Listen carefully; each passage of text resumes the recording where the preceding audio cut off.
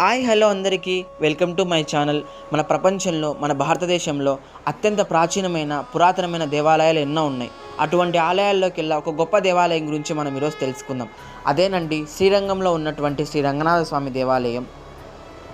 సాధారణంగా మనకు ఒక గ్రామంలో ఒక పట్టణంలో కానీ దేవాలయం ఉంటుంది.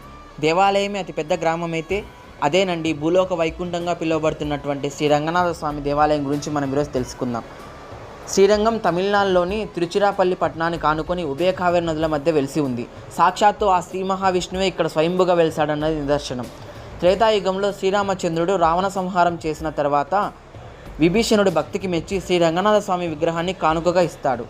విభీషణుడు లంకకు వెళ్లే సమయంలో ఈ విగ్రహాన్ని ఎక్కడ కింద పెట్టొద్దని చెప్పి శ్రీరామచంద్రుడు విభీషణుడితో సంభాషిస్తాడు.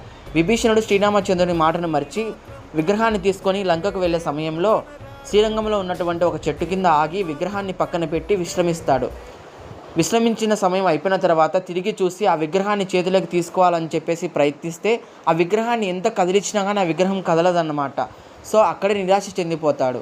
ఆ దేశ రాజైన రాజచోళుడు విభీషణుడి యొక్క భక్తికి మెచ్చి అక్కడ గుడిని